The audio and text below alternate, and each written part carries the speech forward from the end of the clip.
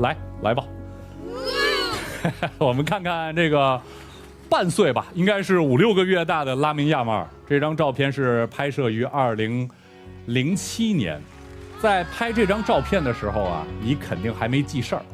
আসসালামু আলাইকুম, স্বাগত করছি সবাইকে সিক্রেট রিভিলডে। আমি জানি দীর্ঘদিন যাবৎ এই ভিডিওটির জন্য আপনি অপেক্ষা করছিলেন, আর আমি বিশ্বকাপ ফুটবল শেষ হওয়ার সাথে সাথে আপনাদেরকে কোনো আপডেট জানাইনি। যে কোনো কিছু ট্রেন্ডিংয়ে আসার সাথে সাথে সেটি নিয়ে স্টেটমেন্ট দেয়া বুদ্ধিমানের কাজ আমি মনে করি না। এটা তাদের জন্য সুবিধার হতে পারে যারা ট্রেন্ডিং টপিকের সাথে ভাইরাল হতে চায়। তবে আমি আপনাদেরকে অপেক্ষা করিয়েছি এই কারণে, ফাইনাল ম্যাচ শেষ হওয়ার পর কি কি ইনফরমেশন আমাদের সামনে আসে, সেই ইনফরমেশনগুলো একটি আরেকটির সঙ্গে যুক্ত করে ডটগুলো কানেক্ট করার পর সঠিক ইনফরমেশন যেন আপনাদের কাছে পৌঁছাতে পারি। বিশ্বকাপ ফুটবল শেষ হয়েছে আজ থেকে 5 বা 6 দিন আগে, কিন্তু ওই ফাইনাল ম্যাচের রেশ বা প্রভাব এখনও পর্যন্ত মানুষের মন থেকে কাটেনি। ধরে নিলাম আপনি এমন একজন ফুটবল ভক্ত যে 4 বছর পর পর ফ্রেন্ডস বা ফ্যামিলির সাথে শুধুমাত্র উপভোগ করার জন্য বা বিনোদন ভাগাভাগি করে নেওয়ার জন্য এই খেলা দেখেন।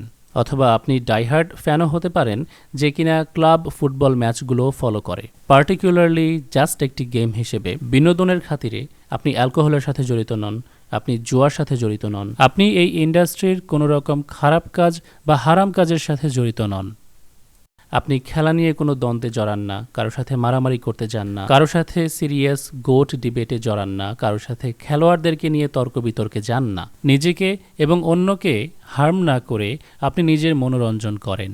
তবে আমরা শতভাগ নিশ্চয়তার সাথে এটা বলতে পারবো না আমাদের মেন্টাল হেলথের জন্য এটা হার্মফুল না। কেবলমাত্র বিনোদন গ্রহণ করার লক্ষ্যে যতই অ্যালকোহল গ্যাম্বলিং অ্যাভয়েড করে বিনোদন নেয়ার চেষ্টা করুন না কেন, রাজনৈতিক নোংরামি এর থেকে আলাদা করা অসম্ভব। পুরো পৃথিবীতে ঘটা সন 2026-এর বড় বড় ইভেন্টগুলোর পূর্ব পরিকল্পনা দাজ্জালি বিশ্ব ব্যবস্থা আগেই করে ফেলেছিল।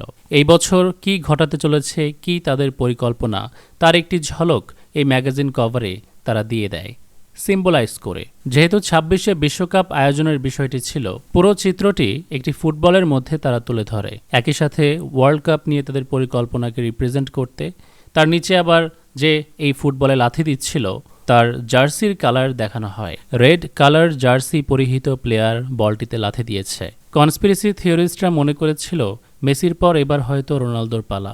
সে হয়তো অবশেষে নিজের আত্মা বিক্রি করেছে শয়তানের কাছে, বা বিক্রি করতে বাধ্য হয়েছে জীবনের সবচেয়ে বড় না পাওয়া অর্জনটি হাসিল করার জন্য, ফুটবল জগতের সেরা ট্রফিটি নিজের নামে করতে। যে জিনিসটির জন্য দি গোট ডিবেটে সে পিছিয়ে আছে, ব্যালেন্স আসছে না। গ্রেটেস্ট প্লেয়ারের ডিবেট থেমে আছে। ফুটবল বিশ্বের সবচেয়ে সেরা ট্রফি যেটিকে ধরা হয়, ওই ট্রফির দিক থেকে লিওর কাছে পিছিয়ে আছে সে। বিশ্বকাপের আগ মুহূর্তে CR7-এর দর্শকদের সামনে দাঁড়িয়ে স্যাটানিক সাইন সিম্বল প্রদর্শন করা কনস্পিরেসি থিওরিস্টদের মধ্যে তার ব্যাপারে আরও সন্দেহ তৈরি করে।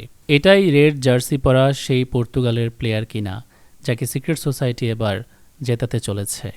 বিষয়টি সেভাবেই ঘটে, বাট কিছু আনএক্সপেক্টেড বিগার প্ল্যানের সাথে সেই দলটাই বিশ্ব চ্যাম্পিয়ন হয় যারা রেড জার্সি পরে খেলা করে, যদিও বা সেটা পর্তুগাল বা রোনালদো হয় না। বিগার প্ল্যান কেন বলছি? ভিডিওর সামনের কোনো একটা অংশে সঠিক সময় ব্যাখ্যা করা হবে। ফিফা পরিপূর্ণ পরিকল্পনা নিয়েই 2026-এর এই আয়োজন শুরু করেছিল। বছরের 6ষষ্ঠতম মাসের 11 তারিখে, যে দুটি সংখ্যা নিউমেরোলজি বা জ্যোতিষবিদ্যায় খুব ইম্পর্টেন্ট। আপনি যখন মঞ্চে দাজ্জালের সাইন সিম্বলগুলো দেখতে পাবেন, তখন বুঝতে হবে শুধু আপনার কাছে প্রমোট করার জন্য তারা সেগুলো দেখাচ্ছে না, বরং নিজেদের পরিকল্পনা বাস্তবায়ন বা সফলতা পাওয়ার জন্য করছে। আমরা বিশ্বাস করি আমাদের যে কোনো পরিকল্পনায় সফলতা পেতে আল্লাহ তাআলা আমাদেরকে সাহায্য করেন। ওদের বিশ্বাস হলো এই সায়েন্স সিম্বল জাগতিক শক্তি বা ইউনিভার্সাল এনার্জির সাথে ওদেরকে কানেক্ট করে, ওদের পরিকল্পনার সাথে কানেক্টেড হয়, ফলে তা সফল হয়। যার কারণে ওপেনিং সেরিমনিতে মেক্সিকান গায়িকা বেলিন্ডাকে দিয়ে পিরামিডের মধ্যে এক চোখ দেখায়। প্রতিটি ম্যাচের শুরুতে মাঠে এক চোখ বানানো হয়। সেই 22 জন প্লেয়ার যারা খেলবে তাদেরকে মাঠে প্রবেশ কিভাবে করানো হয় দেখুন। মাঠের একদম মাঝখানে একটি সরু টানেল তৈরি করে দেওয়া হয়।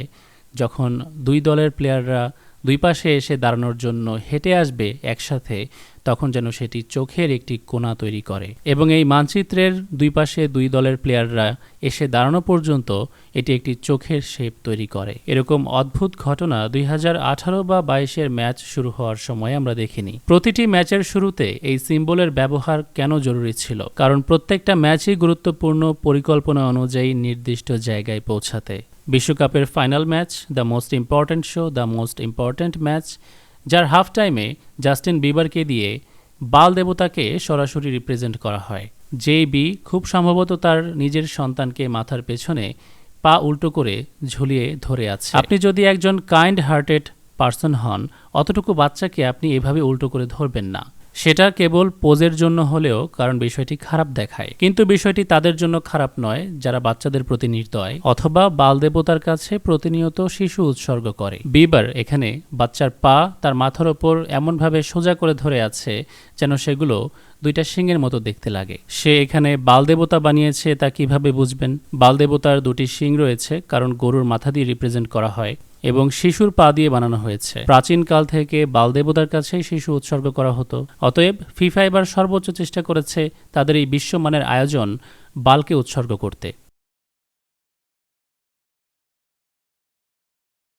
ছবিটিতে আমরা দেখতে পাচ্ছি ইয়াং মেসি ছোট্ট একটি বাচ্চাকে গোসল করাচ্ছে। ঘটনা সেখান থেকে উইয়ার্ড হতে শুরু করে যখন আপনি জানতে পারেন এই বাচ্চাটির পরিচয় সম্পর্কে, এই বাচ্চাটি আসলে কে।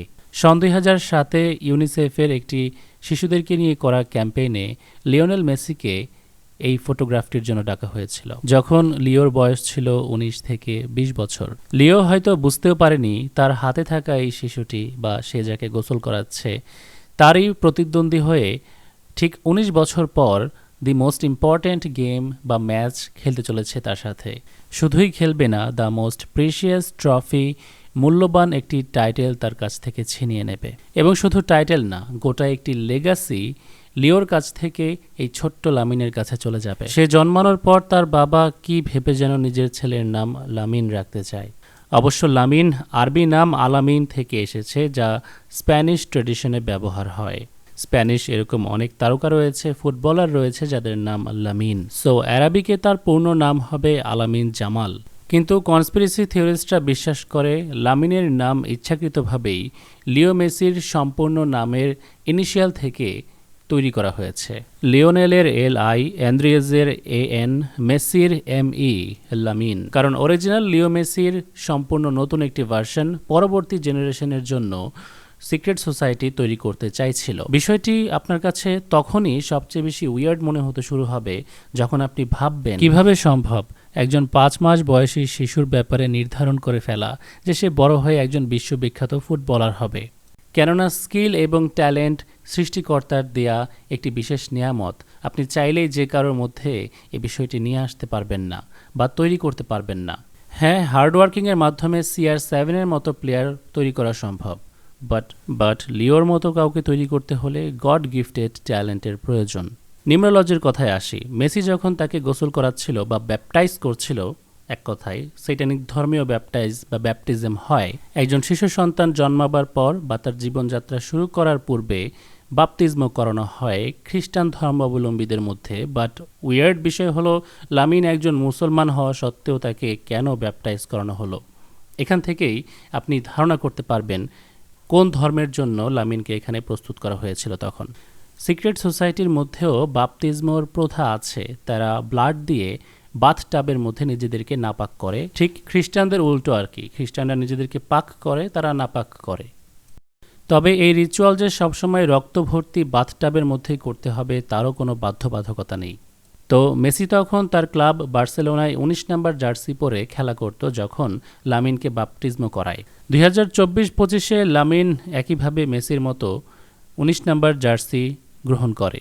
ইউনিসেফের করা সেই বাপতিস্মর রিচুয়ালের ঠিক 19 বছর পর বিশ্বের সেরা মঞ্চে এনে লামিনকে বিশ্ব চ্যাম্পিয়ন বানানো হয়, যখন লামিনের বয়সও এক্স্যাক্টলি 19 ইয়ার্স ওল্ড, মানে 19 বছর। মেসি এবং জামাল উভয়ই 19 নম্বর জার্সি পরে প্রথমবারের মতো কোনো মেজর টুর্নামেন্টে গোল স্কোর করেছিল। আমরা জানি এবারের বিশ্বকাপ টুর্নামেন্ট শুরু হয়েছিল 11 জুন থেকে এবং ফাইনাল ম্যাচের জন্য ফিফা কোন ডেট চুজ করে? জুলাই মাসের 19 তারিখ। নাম্বার 19। বিষয়টি কেমন অদ্ভুত না? নাম্বার 19 বা 19 এই সংখ্যাটি আমরা কেন বারবার দেখতে পাচ্ছি? 19 সংখ্যার তাৎপর্য বা গুরুত্ব কি রয়েছে? কি এই সংখ্যার পেছনের রহস্য? আপনি যদি আমার 369 সেই ভিডিওটি দেখে থাকেন তবে আমার ব্যাখ্যার সাথে এখন রিলেট করতে পারবেন। ভেবে দেখুন, আপনি চাইলেই যে কোনো প্লেয়ারকে 1 নাম্বার জার্সি পরে খেলতে দিতে পারবেন না, কেননা সেটি গোলকিপারের জার্সি নাম্বার হয়। কিন্তু জ্যোতিষবিদ্যায় যারা বিশ্বাসী তারা বিশ্বাস করে ক্যারিয়ারের শুরুর জন্য 1 নাম্বার সংখ্যাটা খুবই গুরুত্বপূর্ণ, যেটিকে স্টার্টিং নাম্বার বলা হয়। আমি বলেছিলাম নিকোলা টেসলার সেই ভিডিওটিতে, সবকিছুর শুরু হচ্ছে নাম্বার 1, সবকিছুর শেষ হচ্ছে নাম্বার 1। নাম্বার 9 যেমনিভাবে ফিনিশিং ভ্যালিউ, নাম্বার 1 হচ্ছে স্টার্টিং ভ্যালিউ। ডিজিটাল রুট মেথডে 1-এর সঙ্গে 9কে যোগ করুন, সংখ্যা পাবেন আপনি 10। যেহেতু শূন্যের কোনো ভ্যালিউ নেই তাই ওই 10 আবার পুনরায় 1-এ ফিরে যাবে। ওই 10 থেকে ভ্যালিউ নেওয়া হবে নাম্বার 1। এজন্যই লিওকে তার কেরিয়ারের একটি পর্যায়ে 19 নাম্বার জার্সিতে আনা হয় এবং সেখান থেকে 10। 19 থেকে ডিরেক্ট 10-এ শিফট করানোটা একেবারেই কাকতালীয় নয়, if you know the math. এজন্যই সবশেষে সেরা স্ট্রাইকার বা ফরওয়ার্ডকে 10 নাম্বার জার্সিতে দেখি আমরা, যেমনটা জামালের ক্ষেত্রে আমরা এখন দেখছি। নাম্বার 19 থেকে নাম্বার 10-এ ডিরেক্টলি নিয়ে আসা হয়েছিল। বার্সেলোনার ইতিহাসের সেরা ট্রায়ো এমএসএন অর্থাৎ মেসি, সুয়ারেজ, নেইমার, এই 3 জনের জার্সি নাম্বার জ্যোতিষবিদ্যায় খুব গুরুত্বপূর্ণ। নাম্বার 9, 10 এবং 11। নাম্বার 9 ফিনিশিং পোস্ট, 10 যেটা 1 হয় সেটা স্টার্টিং নাম্বার এবং 11 গণিতের মাস্টার বা ম্যাজিক নাম্বার। এটা ইউরো 2024-এর সেমিফাইনাল এবং স্পেন ফ্রান্সের কাছে হারছে।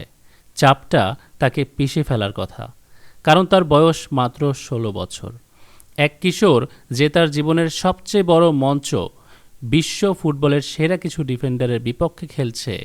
বয়স, অভিজ্ঞতা এবং মানসিক চাপ সম্পর্কে ফুটবলের আজ পর্যন্ত প্রচলিত প্রতিটি যৌক্তিক নিয়মই বলে এত কম বয়সী একজন খেলোয়াড়ের এমন মুহূর্তে নিজেকে হারিয়ে ফেলার কথা, মানসিক চাপে হারিয়ে যাওয়ার কথা। এর পরিবর্তে লামিন ইয়ামাল বলটি চান, সে বক্সের প্রান্তের কাছে বলটি পায়, এক মুহূর্তের জন্য মাথা তোলে এবং 25 গজ দূর থেকে নিখুঁত এক শটে বলটি টপ কর্নারে জড়িয়ে দেয়। ধারাভাষ্যকরদের চোখে অবিশ্বাস, কি এক অবিশ্বাস্য গোল! 16 বছর বয়সী এক তরুণের, তাও আবার এরকম চাপের মুখে। একদিকে লামিনের উল্লাস, অপরদিকে ফুটবল বিশ্বের এক অস্বস্তিকর মুহূর্তের সম্মুখীন হওয়া। এর কারণ একজন তরুণ খেলোয়াড়ের জন্য এটি কোনো স্বাভাবিক বিকাশ ছিল না, কারণ এই প্রতিভা সময়ের আগেই প্রকাশ পেয়েছিল। ফুটবল বা ফুটবল বিশ্ব বরাবরই বিশ্বাস করে শ্রেষ্ঠত্ব অর্জন করতে সময় লাগে। আশা করা হয় তরুণ খেলোয়াড়রা বছরের পর বছর ধরে ধীরে ধীরে খেলার সাথে নিজেদেরকে মানিয়ে নেবে। প্রথমে তারা মৌলিক বিষয়গুলো শেখে, তারপর শারীরিকভাবে উন্নতি করে এবং অবশেষে শত শত ম্যাচ ও কঠিন মুহূর্তের পর তাদের মধ্যে সেই পরিপক্কতা ও সিদ্ধান্ত গ্রহণের ক্ষমতা গড়ে ওঠে, যা সর্বোচ্চ পর্যায়ে ধারাবাহিকভাবে খেলা নিয়ন্ত্রণ করার জন্য প্রয়োজন। কিশোর কিশোরীদের ক্ষেত্রে দেখা যায় প্রতিভাবান থাকে তারা ঠিকই, তবে বিশৃঙ্খল, এলোমেলো বা অসংলগ্ন টাইপ খেলা খেলে ফেলে তারা, যার কারণে কোচেরা সাধারণত তাদেরকে অতিরিক্ত চাপ থেকে রক্ষা করেন। ফুটবল বিশ্বে বিশ্বাস করা হয় বিকাশের জন্য অভিজ্ঞতা জরুরি, তাই বেশিরভাগ খেলোয়াড় 25-এর মাঝামাঝি বা শেষের দিকে এসে অ্যাকচুয়াল ফর্মে গিয়ে পৌঁছায়। অস্বস্তিকর বিষয় হলো লামিন ইয়ামালের ক্ষেত্রে তাকে দেখতে ইতিমধ্যেই কতটা স্বাভাবিক এবং পরিপূর্ণ লাগে। শান্ত ভাব, সময় জ্ঞান, সিদ্ধান্ত গ্রহণ। 18 বছর বয়সী ছেলেটি বিশ্ব ফুটবলের গুরুত্বপূর্ণ একটি ক্লাবের মুখ হয়ে উঠেছিল। তাই প্রশ্নটা আবার করছি, একজন র্যান্ডাম শিশু বাচ্চার ওপর বাজি ধরে তার থেকে 19 বছর পর এরকম ফলাফল কি আপনি সত্যি আশা করতে পারবেন? নাকি স্বাভাবিকভাবেই বয়সের আগেই যে বিকাশ লামিনের মধ্যে হয়েছে তা সবই ন্যাচারাল এবং সৃষ্টিকর্তা প্রদত্ত ছিল, তাকে তৈরির পেছনে কারো হাত ছিল না? ইসলামিক চেতনার সঙ্গে ফুটবল খেলাকে যখন কেউ যুক্ত করবে তখন লামিনের ব্যাপারে এভাবে চিন্তা করতেই মানুষ পছন্দ করবে না ভাবতে যে সে গোপন সংস্থার এক মহাপরিকল্পনার ফলাফল হতে পারে। দেখুন, এখানে কেউই বলছে না বার্সেলোনার 10 নম্বর জার্সির সে যোগ্য নয়। টিনেজ অবস্থায় ম্যাচিওর প্লেয়ারদের মতো সিদ্ধান্ত গ্রহণ এবং খেলতে পারার অ্যাবিলিটির ব্যাপারে কেউ ডিনাই করছে না। কেবলমাত্র চেষ্টা করা হচ্ছে এটা জানার তার অ্যাবিলিটির বাইরে তাকে কেউ পুশ করতে চাইছে কিনা, সিস্টেমেটিক্যালি তাকে নেক্সট গোট বানানোর চেষ্টা চলছে কিনা। এই ছবিটির দিকে খেয়াল করুন। অ্যাডিডাসের লোগো দেখা যাচ্ছে, নাম্বার 10-এর বৃদ্ধ ছাগলটি দাঁড়িয়ে আছে ব্যাক স্টেপ নিয়ে, তাকিয়ে দেখছে পাশে থাকা নাম্বার 19-এর শিশু ছাগলটির দিকে যে মাঠে নামছে বা ফুটবলের দিকে এগিয়ে যাচ্ছে, যার অর্থ এখন সময় এসেছে পুরনো ছাগলকে বিদায় জানানোর এবং নিউ জেনারেশনের জন্য নতুন গোট তৈরি করার। এটি ট্রান্সফরমেশন রিচুয়ালের অন্তর্ভুক্ত। সংখ্যা 19 রিপ্রেজেন্ট করে রিবার্থ বা পুনরায় জন্মানোকে। 19 নাম্বার ট্যারোট কার্ড, যেটিকে দ্য সান কার্ড বলে, তা দিয়ে একটি নতুন শুরু বোঝানো হয়, এ ইনোসেন্ট নিউ স্টার্ট। একটি প্রজন্ম শেষ, এবার নতুন আরেকটি শুরু হচ্ছে।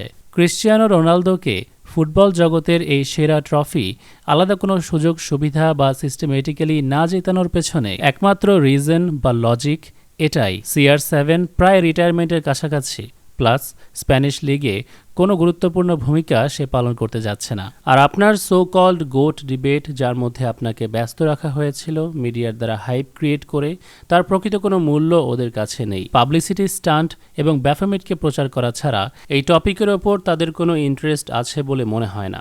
দুজনের কেরিয়ারই প্রায় শেষের পথে। চলুন তাহলে এবার ভিডিওর তৃতীয় অংশে ঢোকা যায়। ফুটবল ভক্তরা মনে করতে পারে কিবরিয়া ভাই কনস্পিরেসি থিওরি ব্যবহার করছে স্পেনের 2026-এর এই দলের পারদর্শিতা এবং ট্যালেন্টকে মাটিচাপা দিতে। আলবি সেলেস্তেদের চাইতেও বেটার পারফর্ম করা বা খেলার কারণে তারা এবার বিশ্ব চ্যাম্পিয়ন হয়েছে, কারণ তারা যোগ্য ছিল। থ্রু আউট দি টুর্নামেন্ট খুবই দুর্দান্ত খেলেছে। যেই ফ্যাক্ট ইন্টারনেটে ছড়িয়ে থাকা কনস্পিরেসি থিওরি দিয়ে চাপা দেওয়াটা খুবই অনৈতিক হবে, রাইট? চলুন তাহলে ফাইনাল ম্যাচের কিছু ফ্যাক্ট নিয়ে কথা বলি, কোচিং থেকে শুরু করে প্লেয়ারদের পারফরমেন্স পর্যন্ত। শুরুতেই ডিসক্লেইমার, আমি কোনো ফুটবল বোদ্ধা নই, রেগুলার ক্লাব ফুটবল ফলো করা বা খুব বেশি নিয়ম কানুন জানা মানুষ আমি নই। সো ধরে নিন একজন সিজনাল ফ্যান আপনার কাছে এক্সপ্লেইন করছে। সো ফাইনাল ম্যাচ নিয়ে কনস্পিরেসি থিওরির শুরু সেই ড্রেসিং রুমের ভিডিও থেকে হয়নি, বরং ফাইনাল ম্যাচের দিন থেকেই শুরু হয়েছিল। স্পেনের বিরুদ্ধে আলবি সেলেস্তেদের এরকম পারফরমেন্স দেখে কেবল আর্জেন্টাইন ভক্তরাই নয়, অন্যান্য দলের সমর্থকেরাও অভ্যস্ত নয়। আর তাই খেলা চলাকালীনই অনেকের মনের মধ্যে সন্দেহের সৃষ্টি হয়েছিল। সেই সন্দেহের আগুনে কেবলমাত্র ঘি ঢালার মতো কাজ করেছে ড্রেসিং রুমের ওই ভিডিও এবং এনজো ফার্নান্দেজের ইনস্টাগ্রাম পোস্ট। প্রশ্ন, স্পেনের 2026-এর স্কোয়াড, 2026-এর এই টিম কি এতটাই স্ট্রং যে তাদের বিরুদ্ধে একটি মাত্র শট অ্যাটেম্প্ট নেওয়া এতটা কষ্টকর হয়ে যাবে? কিছু উদাহরণ দেখা যাক। গ্রুপ পর্বের স্পেন ভার্সেস কেবো ভার্দে ম্যাচে 0-0 স্কোরে দুটি দল ড্র করে। টোটাল 23টি শট এবং 8টি অন টার্গেট শট নেওয়ার পরেও ভজিনহার ডিফেন্স সিস্টেম তারা ব্রেক করতে পারে না। অন দি আদার হ্যান্ড 21টি অ্যাটেম্প্ট এবং অন টার্গেট 10টি শট নিয়ে 3বার ভজিনহার ডিফেন্সকে ব্রেক করে আলবি সেলেস্তেরা। এখানে ফোকাস পয়েন্ট এটা নয় যে কেবোর বিরুদ্ধে আর্জেন্টাইনরা 2টি গোল হজম করে কেবল একটি গোলের ব্যবধানে জিতেছে। ইম্পর্ট্যান্ট বিষয় হলো কেপ ভার্দের ডিফেন্স সিস্টেমকে তারা কতবার ব্রেক করেছে, কতবার ভজিনহার মতো কিপারকে বিট করতে হয়েছিল, যাকে স্প্যানিশ কোনো প্লেয়ার বিশেষ করে জামাল পর্যন্ত বিট করতে পারেনি। এখান থেকে আপনার আর্জেন্টাইন এবং স্প্যানিশ প্লেয়ারদের অ্যাটাকিং ক্যাপাবিলিটির ধারণা চলে আসবে। আর্জেন্টাইন ডিফেন্সের কথা বলতে গেলে কেপ ভার্দের বিপক্ষে তারা 2টি হজম করলে স্পেনের ক্ষেত্রে মাত্র করেছে 1টি। যদিও বা এমি মার্টিনেজকে 11টি সেভ করতে হয়েছিল, তবে তাদের ট্রিক শটের দুর্বলতা, পাওয়ার শুট নেই বললেই চলে। বিষয়গুলো ভালোভাবে পরিলক্ষিত হয়েছে, যার কারণে মাত্র 3 থেকে 4টি ডিফিকাল্ট শট রক্ষা করার জন্য এমিলিয়ানোকে আমরা ক্রেডিট দিতে পারি। কেপ ভার্দে স্প্যানিশদের তুলনায় 1/3 শট অ্যাটেম্প্ট নিতে সক্ষম হয়, যার মধ্যে অন টার্গেট ছিল 1টি। দেন সারপ্রাইজিংলি স্প্যানিশদের বিপক্ষে স্প্যানিশদের 1/3 শট অ্যাটেম্প্ট আর্জেন্টাইনরা নিতে পারে না। মাত্র 3টি অ্যাটেম্প্ট এবং অন টার্গেট শট ছিল 0। এখান থেকে 2টি বিষয় বোঝা যায়। প্রথমটা খুবই অবভিয়াস, স্পেনের বল কন্ট্রোল এবং ডিফেন্স সিস্টেম বেটার। দ্বিতীয়টি হলো কেপ ভার্দে, যারা র্যাঙ্কিংয়ে অনেক নিচে, ক্রিটিক্সদের মতে যারা ছোট দল, তারা আর্জেন্টাইনদের তুলনায় স্পেনের বিপক্ষে বেটার পারফর্ম করেছে। রাউন্ড অফ 32-তে কেপ ভার্দে যে দলের কাছে হেরে গিয়েছিল, সেই দলের থেকেও ডাবল শট অ্যাটেম্প্ট নিতে সক্ষম হয়েছে তারা, এবং 1টি অন টার্গেট শট নিয়েছিল। এখান থেকে আমরা আলটিমেটলি কি বোঝার চেষ্টা করলাম? কেপ ভার্দের বিপক্ষে আর্জেন্টাইনদের থেকেও বাজে পারফর্ম করা স্পেনের বিপক্ষে সেই আর্জেন্টাইনরাই কেপ ভার্দের থেকেও বাজে পারফর্ম করেছে। আমার কথাটা বুঝতে অসুবিধা হলে রিপিট করে আবার শুনবেন। তাও আবার কেপ ভার্দের থেকে বেটার অ্যাটাকিং ক্যাপাবিলিটি এবং স্পেনের চেয়েও বেটার ডিফেন্স সিস্টেম ব্রেক করার ক্যাপাবিলিটি নিয়ে। তাদের এই অ্যাবিলিটির ব্যাপারে আপনাকে মিশরের বিপক্ষে হওয়া সেই ম্যাচটি মনে করিয়ে দেবে, যেখানে মনে হয়েছিল মিশরীয়রা আর্জেন্টাইন প্লেয়ারদের সামনে ডিফেন্স হিসেবে আস্ত পিরামিড এনে দাঁড় করিয়ে রেখেছে, যেটা বুঝে উঠে ভাঙতে তাদের ৭৮ মিনিট সময় লেগে যায়। এবার সেই বাজে পারফরম্যান্সের কিছু নমুনা দেখে নেই, তারপর ডিসাইড করা যাবে তাদের এই হার ইচ্ছাকৃত ছিল না অনিচ্ছাকৃত। ড্রিবলিং, একাধিক ফুটবলারকে কাটিয়ে বল নিয়ে ছুটে চলা, এই আর্ট আর্জেন্টাইন ফুটবলারদের মধ্যেই সবচেয়ে বেশি পরিলক্ষিত। ডিয়েগো ম্যারাডোনা থেকে লিওনেল মেসি পর্যন্ত পুরো বিশ্ব তাদের এই গুণের কথা নিজ চোখে দেখেছে এবং জানে। ২০০৭-এর সেই বিখ্যাত এবং ফানি কমেন্টারি আঙ্কারা মেসি, যা বর্তমানে অনলাইনে মিম হিসেবে পরিচিত, সেই কথাটির অর্থ ছিল বল এখনও মেসির পায়ে।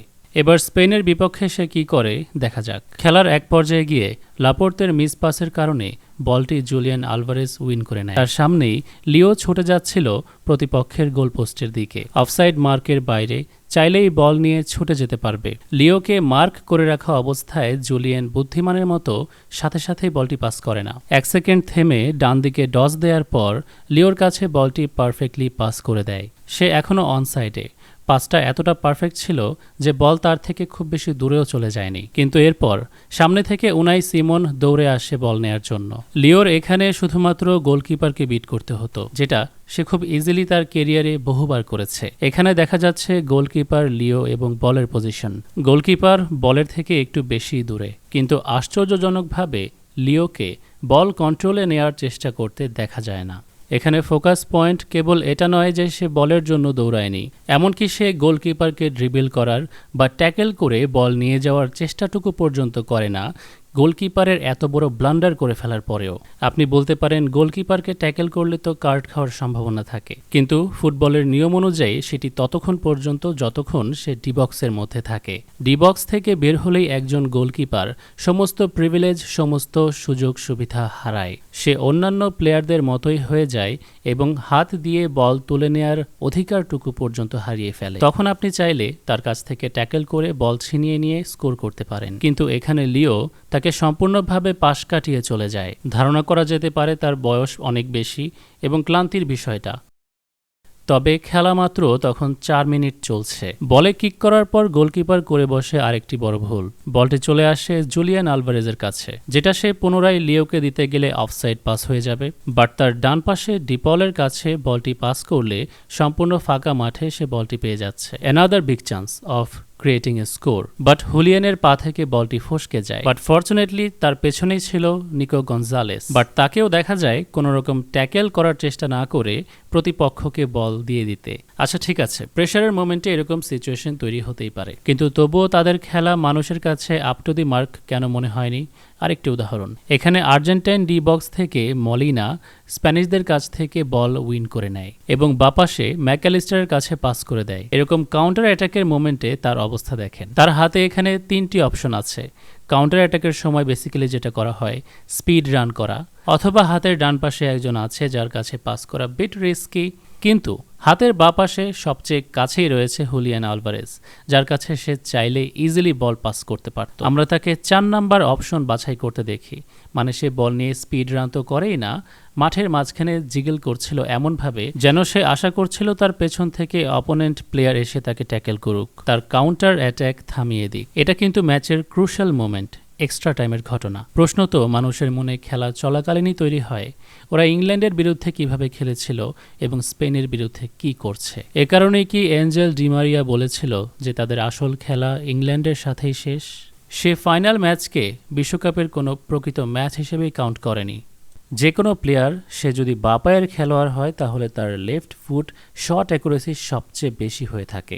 ইংল্যান্ডের বিপক্ষে লিওকে আমরা ক্রুশিয়াল মোমেন্টে বা লাস্ট মোমেন্টে ডান পা ব্যবহার করে বল পিং করে 2টি ক্রস দিতে দেখি, পারফেক্টলি উইথ 100% অ্যাকুরেসি। তাও আবার এটা না দেখে যে বল ঠিক কোন জায়গাতে সে থ্রো করছে, মানে অভিজ্ঞতার ব্যাপার স্যাপার আর কি, যে 2টি ক্রসের একটি থেকে লতারো স্কোর করে।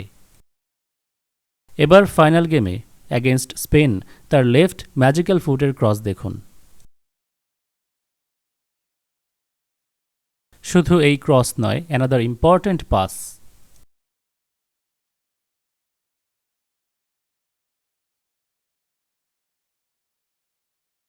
আপনার কি মনে হয় সে এখানে নিজের টিমমেটকে পাস দেওয়ার চেষ্টা করেছে? ম্যাচ শুরু হওয়ার আগে যখন প্লেয়াররা মাঠে প্র্যাকটিস করে স্টেডিয়ামের মধ্যে, লিওকে তখন বারবার বাপায়ের শট মিস করতে দেখা যায়। এটা কি ইচ্ছাকৃত ছিল দর্শকদের বোঝাতে যে সে আজকে ফর্মে নেই? ফেরান টোরেসের সেই গোল, যার কারণে স্পেন এই ম্যাচ উইন করে, সে যখন ডি বক্সের মধ্যে, তখন তাকে মার্ক করার কথা ছিল পেছন থেকে সিমিওনের, অথচ সিমিওনেকে দেখা যায় দাঁড়িয়ে দাঁড়িয়ে মোজা ঠিক করতে, ফেরানকে টোটালি আনমার্ক করে দিয়ে। এমনকি ফেরান স্কোর করে ফেলার পরেও স্টিল সে নিজের মোজা অ্যাডজাস্ট করছিল। কি হতে পারে তাহলে তার এই ধরনের আচরণের পেছনের কারণ? এবার আসি কোচিংয়ের ব্যাপারে। স্প্যানিশদের সাথে 4-4-2 ফর্মে ডিফেন্সিভ খেলা কি বুদ্ধিমানের কাজ ছিল? অফকোর্স, কোনো সন্দেহ ছাড়াই। বিশেষ করে তখন যখন আপনি ফ্রান্সের মতো অ্যাটাকিং বা দ্রুতগতি সম্পন্ন স্পিড রানার প্লেয়ারদেরকে স্প্যানিশদের বিরুদ্ধে ব্যর্থ হতে দেখবেন। তখন আপনি দেখেছেন পুরো মাঠ জুড়ে দৌড়াতে গিয়ে ফ্রেঞ্চরা হাঁপিয়ে উঠেছিল। ম্যাচের শুরুতেই যদি মিডফিল্ড কন্ট্রোল এবং অ্যাটাকে যাওয়ার চেষ্টা করা হয়, তাহলে ম্যাচের শেষ অংশে গিয়ে এনার্জি লস করার পর প্রতিপক্ষের কঠিন আক্রমণের শিকার হতে হবে। কিন্তু প্রশ্ন হচ্ছে, তাদের বিরুদ্ধে আপনি ডিফেন্সিভ খেলবেন কিন্তু কতক্ষণ? হাফ টাইম, বড়জোর 80 মিনিটস, ফিনিশিং টাচ দেওয়ার জন্য 10 মিনিটস বরাদ্দ রেখে, যেটা আগের ম্যাচগুলোতেও স্কালোনি করেছে। বাট সারপ্রাইজিংলি ডিফেন্সিভ খেলতে খেলতে 90 মিনিটস শেষ হয়ে যায়, তাদেরকে আর অ্যাটাকে যেতে দেখা যায় না। 0 shots attempt, 0 shots on target. কেউ কেউ বলছে তাদের সেই অ্যাবিলিটি ছিল না স্প্যানিশদের বিরুদ্ধে। সেটা ম্যাচের প্রথম 10 মিনিট এবং শেষের 10 মিনিট আমরা দেখেছি। প্রতিপক্ষের ডিবক্স পর্যন্ত বল নিয়ে যেতে পেরেছিল কিনা। 90 মিনিটস শেষ হয়ে যাওয়ার পর এক্সট্রা টাইমে গিয়ে হয়তো আপনি আশা করবেন এবার হয়তো তারা অ্যাটাকিং পজিশনে যাবে, লাইক এ সুনামি, কারণ তারা পুরো 90 মিনিট এনার্জি বাঁচিয়েছে। বাট গেস হোয়াট, তারা সেটা করে না। কেন? Reason unknown. এরপর মানুষ ভাবতে শুরু করে হয়তো স্কালোনি টাইব্রেকারে যাওয়ার পরিকল্পনা করেছে, কিন্তু আমি সেটা মনে করি না। আপনি যদি আমাকে বলতেন এখানে স্পেনের বিপক্ষে মরক্কো খেলছে, আমি মেনে নিতাম, কারণ মরক্কোর মতো দল তাদের ডিফেন্সিভ শক্তি নিয়েই বিশ্বকাপের মঞ্চে আসে। যাদের অ্যাটাকিং অ্যাবিলিটি কম, টেনে টুনে ম্যাচ জেতা তাদের ট্যাকটিক্যাল ডিসিশন হতে পারে। আবার যখন আপনি দেখছেন through out the tournament Emiliano Martinez খুব ভালো একটা পারফর্ম করতে পারেনি তার ইনজুরির কারণে।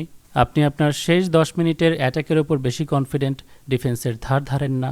মিশরের সাথে বারবার কাউন্টার অ্যাট্যাক এবং গোল হজম করে আপনি 3 জন ফরওয়ার্ডকেই নামিয়ে দিচ্ছেন শুধুমাত্র আপনার স্কোরের প্রয়োজন বলে, এবং স্কোর হয়ে যাওয়ার পর দেন আপনি ডিফেন্ডার নামাচ্ছেন। তাহলে আমার মনে হয় না এরকম মেন্টালিটির মানুষ হয়ে আপনি পুরো ম্যাচটাই ডিফেন্সিভ খেলিয়ে দেবেন। এরপর বলা হয় স্কালোনি এখানে বাধ্য হয়ে এরকম ডিসিশন নিয়েছে, কারণ ক্রিশ্চিয়ান রোমেরো, লিসান্দ্রো মার্তিনেজ এবং এনজো ফার্নান্দেজের মতো ইম্পর্ট্যান্ট প্লেয়ারদেরকে হারাতে হয়েছিল। 2 জন ইনজুরি এবং 1 জন রেড কার্ড খেয়ে মাঠ ছাড়তে বাধ্য হয়। ডিফেন্ডার লিসান্দ্রোকে 44 মিনিটে রিপ্লেস করা হয় দি লেজেন্ডারি ডিফেন্ডার ওতেমেন্দির সাথে, এবং 70 মিনিটে সেন্টার ব্যাকের রোমেরোকে মেদিনার সাথে। Not bad, you are still good to গো।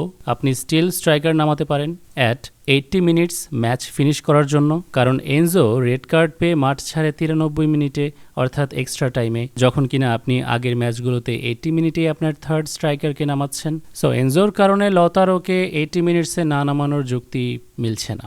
অথচ আমরা দেখতে পাই ঠিক তার উল্টো চিত্র। স্কোরের প্রয়োজন হলে যে ব্যক্তি ডিফেন্সের কথা না ভেবেই 3 জন ফরওয়ার্ডকে নামিয়ে দেয়, সেই জায়গায় 102 মিনিটে আমরা দেখি লেফট উইং স্ট্রাইকার জুলিয়ানকে তুলে নিয়ে মিডফিল্ডার বা সেন্টার ব্যাকের সেনেসিকে নামায় স্কালোনি। এই সিদ্ধান্ত কি খুব বেশি ডিফেন্সের প্রয়োজনে নেওয়া হয়েছিল? কেননা জুলিয়ান স্ট্রাইকার হলেও পুরো মাঠ জুড়েই খেলা করতে দেখা যায় তাকে। So what is the point of replacing him with Senesi?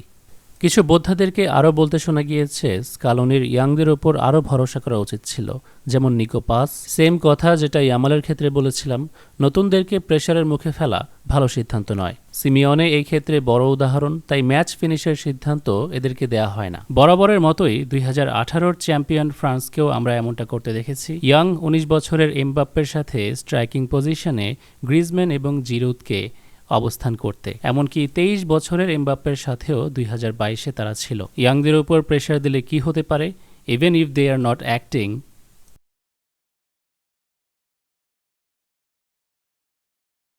Acting করলে তো ভিন্ন কথা, অ্যাক্টিং ছাড়াও এমনটা হয়ে যায়। সবই যদি নাটক হয়, সবই যদি অ্যাক্টিং হয়, সকল গুরুত্বপূর্ণ প্লেয়ারদেরকে দিয়েই তো অ্যাক্টিং করাচ্ছে, তাহলে লতারোকে দিয়ে কেন নয়?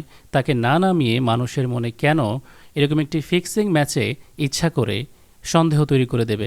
তাকে দিয়েও অ্যাক্টিং করানো যেত। ওয়েল, দ্য লতারো মিস্ট্রি এখনও মনে হচ্ছে আনসলভড। মিস্ট্রির অপর পাশে রয়েছে দ্য হিগুয়াইন কার্স। না, তার দেয়া কোনো অভিশাপ না, তার মতো অভিশাপপ্রাপ্ত হওয়া। সন 2014 বিশ্বকাপে আলবিসেলেস্তেরা জার্মানির বিরুদ্ধে 2টি ইম্পর্ট্যান্ট গোল মিস করে। একটি করেছিল লিও মেসি এবং দ্বিতীয়টি হিগুয়াইন। হিগুয়াইনেরটা একটু বেশি গুরুতর ছিল। সে যেই সুযোগটি পেয়েছিল তা থেকে একজন অন্ধ স্কোর করতে পারত। কথার কথা আর কি। আর্জেন্টাইন ভক্তরা লিওর সেই মিস্টেক খুব বেশি দিন মনে রাখেনি, কারণ থ্রু আউট দি টুর্নামেন্ট সে ভালো পারফর্ম করেছিল। ন্যাশনাল টিমের হয়ে খেলতে আসলে বড় বড় সুযোগ ব্লান্ডার হাতছাড়া করা এবং ক্লাব ফুটবলের ক্ষেত্রে ভালো পারফর্ম করা আর্জেন্টাইন ভক্তদের কাছে তাকে একজন অভিশপ্ত বা ব্যাড লাক বলা পার্সন বানিয়েছিল, এবং এই অভিশাপের কারণে বেচারা কোথায় যেন হারিয়ে যায়। ভক্তরা অবশ্য বেঁচে গিয়েছিল। দেন তার কয়েক বছর পর মার্টিনেজ ন্যাশনাল টিমে জয়েন করে। সেই একই রকম অবস্থা। ন্যাশনাল টিমের হয়ে বিশেষ করে বিশ্বকাপের মঞ্চে শিওর চান্সগুলো মিস করা। ভক্তরা যেন সেই হিগুয়াইনের প্রতিচ্ছবি মার্টিনেজের মধ্যে দেখতে পাচ্ছিল। ভক্তদের মধ্যে গুঞ্জন, সমালোচনা ছড়িয়ে পড়ে। তবে শিওর চান্সেস মিস করা সত্ত্বেও তার মাঠে গুরুত্বপূর্ণ ভূমিকা, প্লেমেকিং তাকে এখনও পর্যন্ত টিকিয়ে রেখেছে। 2026-এর এই টুর্নামেন্টের শুরুর দিকে স্ট্রাইকার হিসেবে স্কোর করতে না পারলেও চান্স তৈরি করে দেয়া এবং অ্যাসিস্টের মাধ্যমে দলের জন্য অবদান রেখেছে। না হলে কি এমনি এমনি স্কালোনি তাকে শেষের 10 মিনিটে ফিনিশার হিসেবে মাঠে নামায়? তবে স্কোর করতে না পারার ব্যাড লাক এখনও কাটেনি, আনটিল সুইজারল্যান্ডের সাথে সে একটি স্কোর করে এবং লিওর ক্রসে হেডার দিয়ে ইংল্যান্ডের বিপক্ষে গোল করে। গোল করার পরপর সেলিব্রেশন হিসেবে সে হাতের ইশারায় নিজের শরীর থেকে ব্যাড লাক ঝেড়ে ফেলেছিল, যেটা তার পিছু ছাড়ছিল না, যার কারণে ভক্তদের কাছ থেকে হিগুয়াইন ট্যাগ খেতে হচ্ছিল। যে মানুষটি কেবল এত কষ্ট করে ব্যাড লাক কাটিয়ে উঠল, তাকে দিয়ে ক্রুশাল মোমেন্টে শিওর চান্সেস ইচ্ছাকৃতভাবে মিস করালে ব্যাপারটা ভালো হবে না। লিও বা আলভারেস অথবা নতুনদের ক্ষেত্রে দর্শকরা তা হজম করে নিতে পারবে, কিন্তু হিগুয়াইন কার্স থেকে সে মুক্ত হতে পারবে না। সো আমার মনে হয় কোচের এটা ক্যারিয়ার সেভিং ডিসিশন ছিল। এমনিতেই তো সাউথ আমেরিকান প্লেয়ারদের এই বিশ্বকাপের পর ভ্যালু কমে গেছে। অনেকেই ভাবে স্প্যানিশদের বিরুদ্ধে আর্জেন্টাইন ডিফেন্ডার পারেদেজের ফাইট ম্যাচের শেষে এখানে শুরু হয়েছিল, কিন্তু আসলে এই ফাইট শুরু হয় ম্যাচ চলাকালীন, যেখানে পারেদেজকে দেখা গিয়েছে অযথাই স্প্যানিশ প্লেয়ারদের ওপর নিজের ফ্রাস্ট্রেশন বের করতে। সে কেবল একজন ডিফেন্ডার নয়, বরং অনেকেই তাকে মাঠের তৃতীয় কোচ মনে করে। গুরুত্বপূর্ণ এই ব্যক্তি গুরুত্বপূর্ণ ম্যাচগুলোতে গুরুত্বপূর্ণ সময়ে খুব সচেতনতার সাথে ট্যাকেল করে, যেটা মিশর এবং সুইসের অ্যাগেনস্টে দেখা গিয়েছে। এরকম একজন গুরুত্বপূর্ণ ডিফেন্সিভ মিডফিল্ডার কেন কোনোরকম প্রপার ট্যাকেল ছাড়াই প্রতিপক্ষকে মারধর করতে যাবে ইয়েলো কার্ড পাওয়ার ভয় না করেই?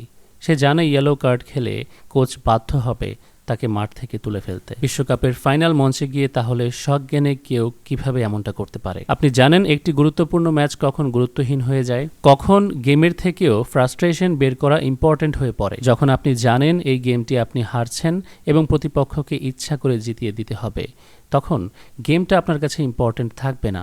ইম্পর্ট্যান্ট হয়ে পড়বে আপনার রাগ, ক্রোধ বের করা তাদের ওপর যাদেরকে জেতানোর জন্য পরিকল্পনা করা হয়েছে এবং আপনাকে বাধ্য করা হচ্ছে। সাইকোলজি তো সেটাই বলে। কনস্পিরেসি থিওরিস্টরা ধারণা করে তাদেরকে ম্যাচের আগ মুহূর্তে এই ব্যাপারে নির্দেশনা দেওয়া হয়েছিল বা চাপ দেওয়া হয়েছিল ম্যাচটি ইচ্ছা করে হেরে যেতে। বাকিরা হয়তো ড্রেসিং রুমে সে ব্যাপারে প্রপার ধারণা পায়। তাদেরকে শান্ত করতে লিও এখানে বলছে বাকি সবকিছু ভুলে যাও, শান্ত হও। এই কথাটা অনেকেরই অদ্ভুত মনে হয়, কারণ অন্যান্য ফাইনালের আগে ড্রেসিং রুমে সে দলকে উৎসাহ দিয়ে স্পিচ দেয়, আমরা জিতবো, তারপর ফ্যামিলির সাথে আনন্দ করব, এই ধরনের কথাবার্তা। লক্ষণীয়ভাবে এদের মধ্যে এনজোকে খুব সেন্সিটিভ দেখা যাচ্ছিল।